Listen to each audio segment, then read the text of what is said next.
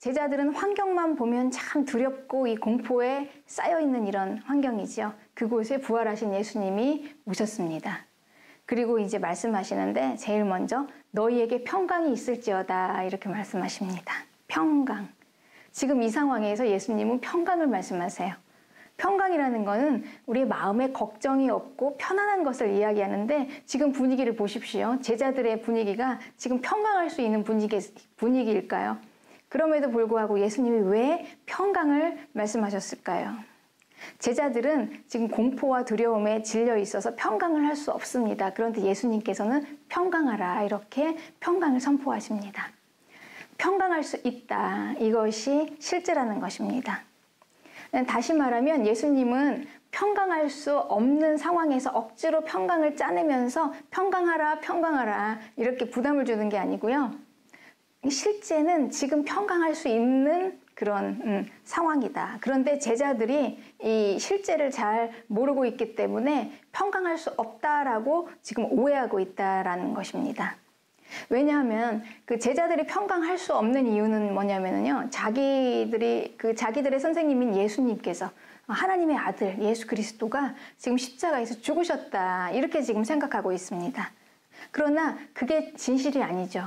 실제는 그 죽으신 예수님이 다시 살아나셨잖아요. 그래서 다시 살아나셔서 그들 가운데 오셨습니다. 이게 진리입니다. 그래서 진리를 보지 못하면 우리가 이 거짓에 속아서 두려운 것입니다.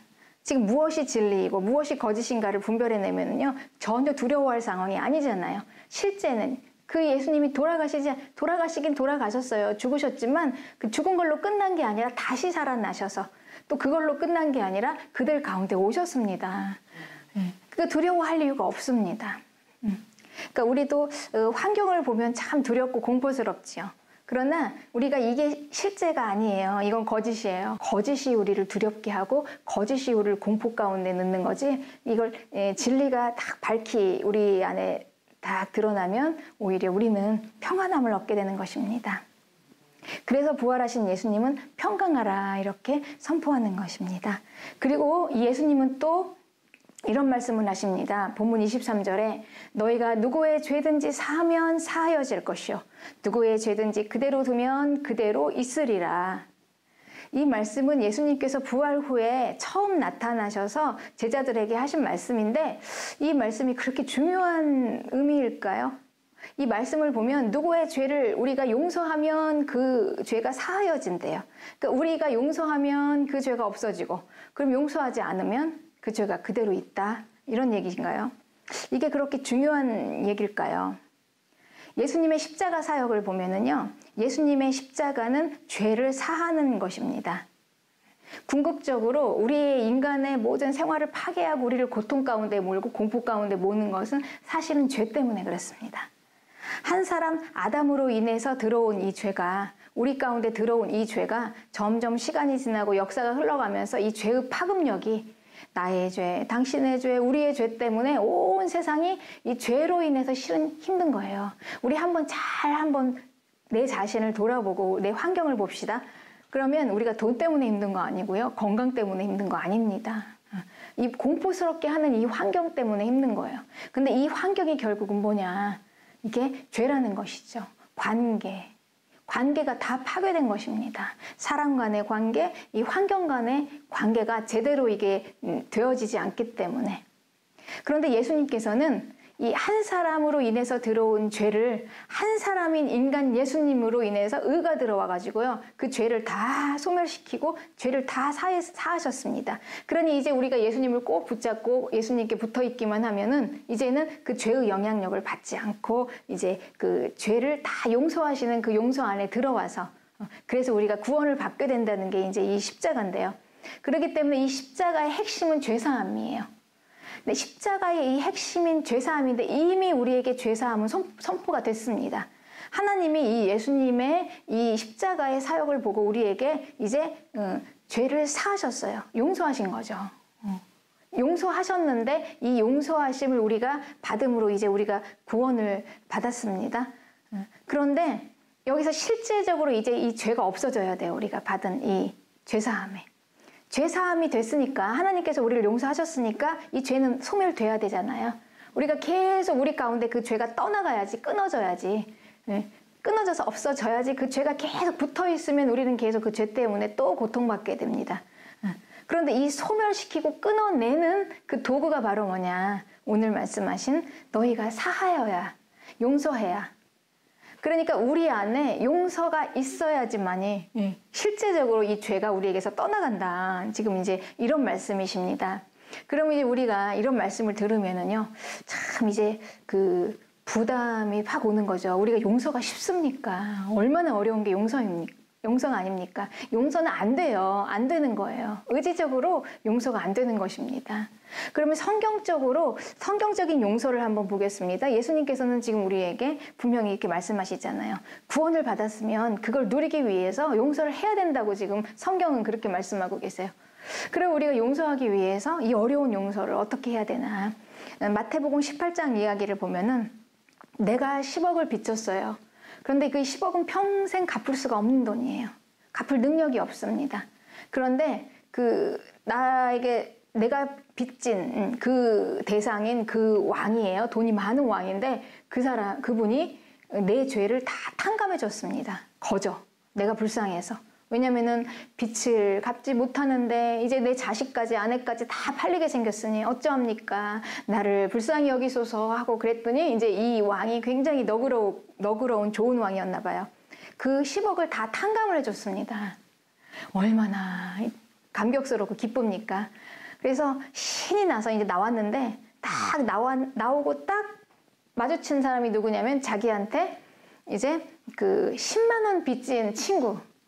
그 친구를 마주친 거예요. 그럼 대부분요, 우리가 내 10억이 그냥 이렇게 다 탕감받고 다 갚아졌잖아요. 평생 못 갚을 그 10억을 갚았다는 그 마음에 확실한 믿음이 있으면요, 그까지 10만 원 내 친구가 나한테 안 갚은 거 그거 넘어갈 수 있지 않습니까? 안 받잖아요. 아, 됐어. 나도 이렇게 탕감받았는데 괜찮아. 이러면서 와야 되는데 그게 아니고 이 사람이요. 멱살을 잡으면서 너 잘 걸렸다. 왜 내 10만 원을 왜 안 주냐. 그러면서 이제 감옥에다 쳐놓은 거예요. 아, 이런 일이 있을 수가 있습니까? 도대체 이 사람은 정말 자기가 10억을 탕감받았다는 그런 확신이 있을까요? 확신이 있으면 그렇게 할 수가 없을 텐데 참. 그래서 이제 이 소식을 들었습니다. 그 왕이. 그리고 이 왕이 이 소식을 들었는데 어떻게 하겠습니까? 이제 이 소식을 들은 왕이 괘씸하죠. 아니, 나는 10억을 탕감해 줬는데 그 10만 원 때문에 사람을 감옥에 집어넣어? 야, 이게 나쁜 놈이구나. 잡아와라. 그래서 다시 잡아서 옥에다 넣습니다. 그러면서 하시는 말씀이 마태복음 5장 26절에는 내가 한 푼이라도 남김없이 다 갚기 전에는 결코 거기서 나오지 못하리라. 이렇게 말씀하세요. 그러니까 이제 네가 그 빚을 다 갚지 않으면 너는 감옥에서 나올 수 없다. 네 힘으로 한번 갚아봐라. 은혜가 아니라 네 능력으로 갚아봐라. 이렇게 얘기하는 것입니다. 그러니 우리가 용서라는 것은요, 그냥 보통 뭐 상담이나 심리학에서는 이렇게 얘기합니다. 그냥 나를 위한 용서. 나를 위해서 용서하라. 의지적으로 용서를 선포하라. 나를 위해서. 그런데 그게 용서라는 성격의 한 일부분으로는 맞습니다. 그렇지만 그게 본질은 아니에요. 성경에서 가르치는 용서는 뭐냐면 내 죄가 용서받았다는 거예요. 하나님으로부터 내 죄가 용서받았으니까 그 결과로 나도 용서를 한다라는 얘기죠. 그러니까 이 용서라는 것은요, 은혜로 받은 거잖아요. 그냥 내가 이렇게 그 용서를 받기 위해서 뭔가를 액션을 하면서 그 용서에다 뭘 집어넣은 건 하나도 없어요. 그냥 불쌍히 여기셔서 그분이. 그래서 은혜로 받았습니다. 그 은혜에 대해서 로마서에서 바울은 이렇게 얘기합니다. 우리가 열심히 일을 하고 보수를 받습니다. 월급을 받아요. 그거는 정당한 그냥 거래입니다. 그런데 은혜라는 의미는요, 내가 일을 하지 않아도 보수를 받는 거예요. 그러니까 일을 하지 않아도 나에게 뭔가 큰 돈을 준단 말이죠. 그러면 요즘에는 우리가 그 공짜를 별로 안 좋아해요. 실은 요즘에는. 네. 왜냐면은 왜 이유 없이 나에게 저렇게 큰 호의를 베풀지? 뭔가 꿍꿍이 속에 있는 게 아닐까? 뒤에서 뭐 나를 더 나에게 뒤집어 씌우려고 하는 게 아닐까? 그래서 차라리 그냥 깨끗하게 거래를 하는 걸 원하지, 그렇게 뭐 은혜를 원하지 않습니다. 그러다 보니 우리가 은혜라는 게 참 받기 어려워요. 그 10억을 왜 나를 왜 탕감해줘? 뭔가 뒤에서 꿍꿍이가 있는 게 아닐까? 10억 원어치 뭘 나에게 가져갈 게 있을까? 이제 이렇게 생각해서 우리는 은혜를 받지 못합니다. 그러나 하나님과 우리의 관계는 거래가 아니라 은혜의 관계입니다. 은혜예요. 네. 그래서 우리는 은혜로 이 용서를 이미 받았습니다. 거기서부터 시작하는 거예요, 순서가. 그러니까 용서를 받았기 때문에 내가 저 사람 용서하지 않을 수가 없는 거예요. 용서받은 사람은 그렇잖아요. 10억을 세상에 용서받았으니 이거는 평생에 이제 잔치를 벌이면서 기뻐할 일인데 그깟 그 10만 원을 나에게 빚졌다고 꽝 해가지고 있을 사람이 몇이나 있겠습니까? 그래서 진정한 용서를 우리가 받아들인다면, 그렇다면 우리가 또 다른 사람을, 내 이웃을 용서할 수 있는 힘이 생기는 것이죠. 용서라는 거는 내가 하나님께 용서해 주세요, 용서해 주세요 이러면서 뭐 구걸하거나 애원하거나 뭐 작정 기도를 하면서 그냥 용서해 달라고 이렇게 해서 받은 게 아니에요. 여러분 그렇잖아요. 그러니까 내가 죄가 있는데, 내가 죄가 있으니까 그 있는 죄를 그냥 탕감받은 것입니다. 은혜로. 거기서부터 시작이 되는 거예요. 내가 애걸복걸해서 이렇게 해서 받은 취한 용서가 아니라 그냥 내가 그냥 죄가 있으니까 탕감을 받은 것입니다. 내가 빚이 있으니까 탕감을 받은 것이에요. 그러니까 죄인이기 때문에 그분이 좋은 그 하나님으로부터 은혜로 그냥 용서를 받은 거예요. 우리의 구원은 여기서부터 시작하는 거예요.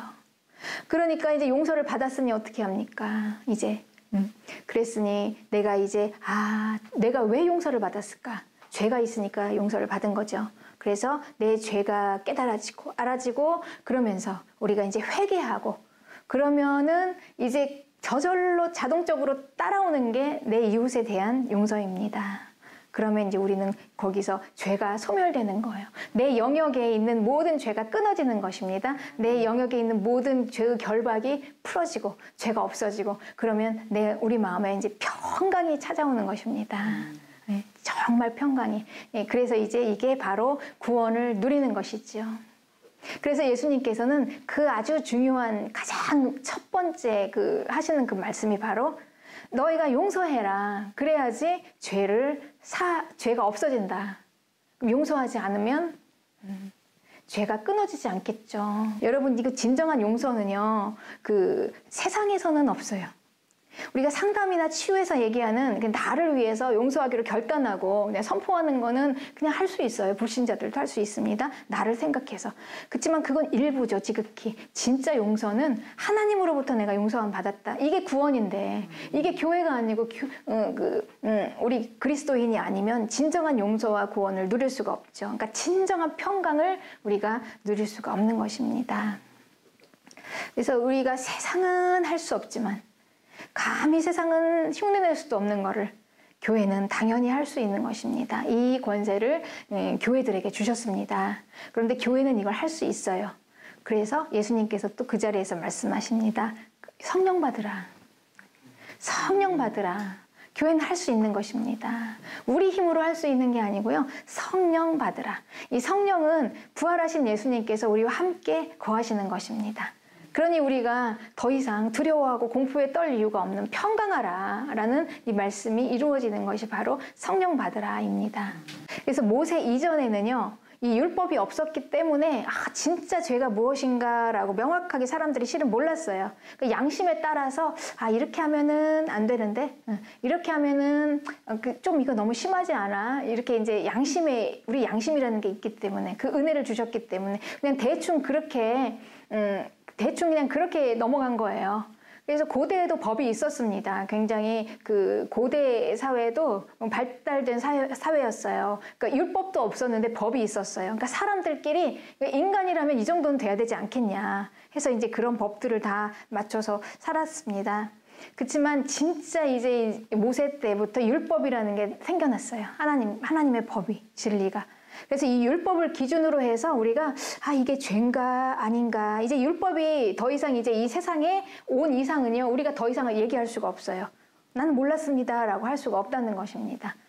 하나님의 말씀에 비추어서 이게 죄다라고 하는데, 지금 우리가 하나님이 없는, 율법이 없는 세상은 그렇잖아요. 율법이 지금 있어도 지금 이렇게 공공연하게 우리가 성경이 얼마나 여기저기 많이 널려 있습니까? 있음에도 불구하고 이게 죄가 아니다 이렇게 지금 얘기하고 있잖아요. 이건 죄가 아니야. 하나의 성향이야. 이거 그냥 우리가 이것도 인정해줘야 되지 않아. 다 좋은 게 좋은 거야. 이렇게 지금 불신자들은 얘기하고 있습니다. 그런데 우리 교회는요, 이 율법의 하나님의 말씀에 딱 비추면서 이게 죄였어 라고 깨달을 수가 있는 것입니다. 그러니까 죄를 죄로 알 수 있어요. 요즘에 이제 심각한 게 지금 이제 초등학생부터 이 교육들이요, 이게 죄를 죄라고 가르치질 않아요. 네. 그 죄를 죄라고 가르치지 않고 그건 하나의 타고난 성향이야 이렇게 가르칩니다. 네. 그러니 아이들이 이게 죄인지도 모르고 이제 자라는 거잖아요. 가치관이 얼마나 혼동되겠습니까? 그러니까 이 사이에서 이 그리스도인 자녀들이 얼마나 혼란스럽겠습니까? 굉장히 힘들겠죠. 이제 죄가 가득한 이 세상에 살면서. 그래서 이 불신자 이 아이들이 이렇게 쭉 자라다 보면 이게 이제 뭐가 죄인지도 모르고, 또 이제 더 나아가서는요, 이제 이 대중 문화를 통해서 이 죄를 우리에게 아주 익숙하게 이제 만들어놔요. 하나님을 모독하고 사단을 숭배하는 것도 그냥 왜냐면 워낙 인기 있는 아이돌 스타들이 그렇게 하면 모든 사람들이 그것도 맞나 이렇게 또 생각할 수가 있습니다. 그래서 죄가 문화가 되어버려요. 그런데 이것을 아니다라고 명확하게 판결해 줄 수 있는 곳이 교회라는 것입니다. 하나님의 말씀, 율법. 이렇게 율법은 죄가 죄다라고 명확하게 얘기하고 있어요. 그러면 이거를 죄를 죄로 깨달을 수 있는 게 중요하죠. 그러니까 죄를 죄로 깨달을 수 있는 게 바로 성령께서, 우리 안에 계신 성령께서 우리가 이게 죄구나라고 알고 있는 것들을 이거 정말 죄네 이렇게 깨달음을 주시는 것입니다. 그러면 내가 이 죄를 범했구나라는 이런 애통함이 이제 하나님 앞에 있기 때문에 우리가, 그래서 우리 그리스도인, 성령 받은 우리 그리스도인은 이 죄를 회개할 수 있는 능력이 있고, 이 죄를 또 용서함 받고 용서할 수 있는 또 능력이 있고, 그래서 구원을 누릴 수 있는, 이게 바로 이 교회의 권세입니다. 네. 그래서 이 교회는요, 이제 우리가 이런 권세를 가지고 있는데, 그렇기 때문에 우리는 굉장히 세상과 달라요. 사람을 바라보는 게. 그러니까 한마디로 저는 용서를 얘기하면 공감의 능력이라고 얘기하고 싶어요. 용서. 내가 하나님께 내 죄가 용서받았기 때문에 나도 죄인을 보면서, 그러니까 세상 사람들의 눈으로 안 봐요. 세상은요, 우리가 사실 한치의 죄도 용납하지 않습니다. 한치 허튼 것도 용납하지 않아요. 허틀어진 거. 조금의 흠도 용납하지 않아요. 그러니까 조금 흠이 있으면 그냥 저 사람은 저런 사람이야 라고 치부해버리죠. 그리고 상대를 안 합니다. 그러면 끝이어도 돼요, 그분들은. 네. 그래서 얼마나 사람들이 많이 완벽하려고 노력을 합니까? 위장하지 않나요? 네. 말씨도, 행동도. 그렇습니다. 그래서 그렇지만 이제 우리가 사람을 다 이렇게 걷어내보면 사실 내가 얼마나 완벽하려고 위장하고 있느냐, 아니면 그냥 그렇게 안 하고 있느냐의 차이지요. 별 사람 없어요. 우리가 사람은. 그쵸? 네, 그렇습니다. 그래서 우리는 조금 위장을 많이 해서 우리가 겉으로 완벽해 보이는 사람들은 그렇지 않은 사람들을 무시하고 멸시하고, 흠이 보이면은 막 질책을 하고, 그리고 더 이상 상대하기 싫어하고, 이렇게 세상은 그렇게 하지만 우리는 그게 다 이제 거쳐지는 거예요. 율법 안에서 성령의 깨닫게 하심으로 내가 지금까지 얼마나 애쓰고 발버둥 치면서 살아왔었는데 그게 내 본질은 아니구나. 내 그냥 형태일 뿐이지 정말 내 본질은 얼마나 죄인인가. 이거를 아는 게 여러분 얼마나 은혜인지 모릅니다. 그 결론은 뭐냐? 제자들에게 결론은 교회입니다. 공동체. 세상을 향해서 이 교회를 보낸다, 이 말씀이시죠. 세상을 향해서 하나님이 예수님을 보내신 것처럼 예수님께서는 우리 교회를 세상을 향해서 보내신다. 왜냐하면 우리에겐 이런 권세가 있잖아요. 세상은 없는. 그래서 이 온 세상의 죄를 소멸하기 위해서 예수님의 십자가에서 이루신 일로 이 죄를 소멸하는 이 일을 누가 할 수가 있겠습니까? 이 온 세상의 죄를 소멸할 수 있는 이 일을 바로 이 용서의 공감의 파워를 가진 교회가 아니면 우리가 할 수가 없겠죠. 그래서 예수님은 이 천국 열쇠를 우리 교회에게 주시고 이제 세상으로 보내셔서 이제 교회에서 열어줘야 합니다. 천국 문을 열어줘야 합니다. 그래야 우리가 다 들어올 수가 있는 것입니다. 그래서 세상을 향한 구원의 문은 교회입니다. 예, 천국 문으로 들어가는 그 입구는 바로 교회입니다. 이런 권세를 가지고 있는 교회. 예. 이 교회는 이렇게 하나님의 은혜를 받았고 그리고 이 받은 것에 대한 책임이 있습니다. 세상은요, 이 성도들의 힘을 빼요. 예. 그러니까 힘을 뺀다는 건 이 권세를 뺀다는 거예요. 이 힘을 자꾸 빼서 권세를 쓰지 못하도록 만듭니다. 여러 가지 방법으로. 예. 그래서 우리가 이 지금 어려운 시기잖아요. 이 얼마나 어려운 때입니까? 이 어려운 때일수록 가장 이 교회에서는요, 이 세상으로 나가면 힘을 빼니까 이제 기본을 다지는 거, 우리가 내면에서, 이 안에서, 공동체 안에서 기본을 다지는 게 바로 능력입니다. 가장 기본을 강성하게 다져야 돼요. 그 기본이 바로 구원의 믿음입니다. 구원의 과정. 내가 내 죄를 인정하고 돌아보고 말씀을 통해서 말씀을 자꾸 듣고 깨달으면서 내가 죄인인 것을 인정하고 깨닫게 하시는 성령님의 역사로 회개하면서 그 죄를 용서받은 그 이미 용서하시고 시작하시는 그 하나님의 은혜 때문에 나도 용서하고 그리고 나도 포용하고 용납하면서 이러면서 이제 강성해지는 것이죠. 이게 바로 이제 그 세상을 향한 이 교회의 능력입니다. 네. 나도 죄인이기 때문에 사람을 용납하고 구원하는 힘, 그 힘을 가진 사람들이 모여서 한 팀으로 서로를 신뢰하면서 나아가는 이 교회를 통해서 이제 이 세상은 죄가 끊어질 수 있는 바로 하나의 그 소망입니다. 교회. 이 시대와 세상을 향한 책임을 소명으로 받은 달란트를 남겨 주인에게 이익을 끼치는 종이 되시기를 축복합니다. 아멘.